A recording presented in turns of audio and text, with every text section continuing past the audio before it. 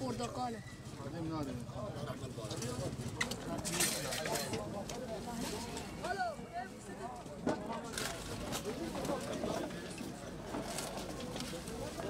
En uygundur abi.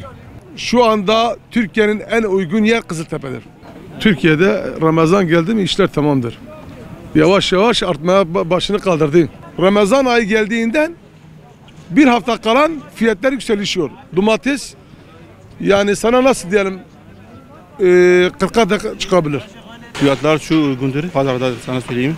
Patates, soğan satıyoruz. 10 liradır, 6 kilo 50 milyonadır. Değişiyor. Soğanlar 15 milyonadır, 12,5'adır. Onadır değişiyor. Bu sene daha iyidir. Yani daha uygundur. Yani bu durumda olsa yani iyidir. Ben diyorum yani daha da yükselecek bayramda. Eğer böyle devam etse daha iyidir. Bu sene yağış çok azdır. Hiç yağmamış bu sene. Yok vurmadı ama fiyatlar bu sene çok ucuz. Yani geçen senekinden daha ucuz. Bu sene patates hiç para etmedi. Mardin Kızıltepe'de ben 35 sene 40 senelik bir balıkçıyım. Valla bu sezon balıklar gerçekten biraz pahalıydı. Fazla balık yoktu bu sene. Bu sene fiyatlar da bayağı bir pahalı olmuştu. Hala da fiyatlar devam ediyor. Hala da pahalı. Mesela bugün somonu sorsanız somonun kilosu 250 lira. Geçen sene 175-150 lirayken bu sene 300 liraya kadar geldi.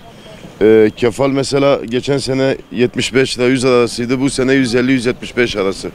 Efendime söyleyeyim istavrit geçen sene gene 75-100 lira. Bu sene 150-200 arası. Çupra geçen sene 200 lira bugün 350 TL.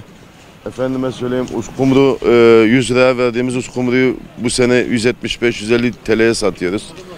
Alabalığı 175 liradan 250 liraya satıyoruz. Bak geçen senenin fiyatını söylüyorum, bu senenin fiyatını söylüyorum. Efendime söyleyeyim hamsi geçen sene 75-100 lira, bu sene hamsi 200-175'ten aşağı düşmedi.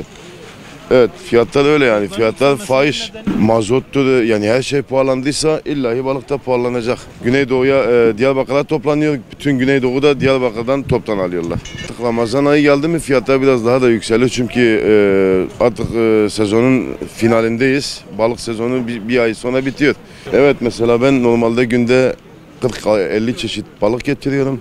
Bak bugün sayarsanız toplam 15 çeşidim yok. Fazla yani eti geçmiş. Etin kilosu 500-600 lira, balığın kilosu 500-600 lira. Millet eti daha tercih ediyor. Balık daha güzel, daha sağlıklı ama millet eti daha tercih ediyor. Patates, soğan, her şey pahalı. Hiçbir şey almıyor. Fiyatlar pahalı abi pahalı. Mesela kilosu 10 liradır, soğan 15-20 liradır. Her şeye vurdu. Patates, soğan değil her şeye vurdu. Her şeye zarar. Yanmazsa her şeye zarar. Bu sene değil her sene Ramazan'da daha yüksek oluyor. Sebebi fırsatçılıktır. Yani herkesten pazarda değil, halda, toptancıda herkese.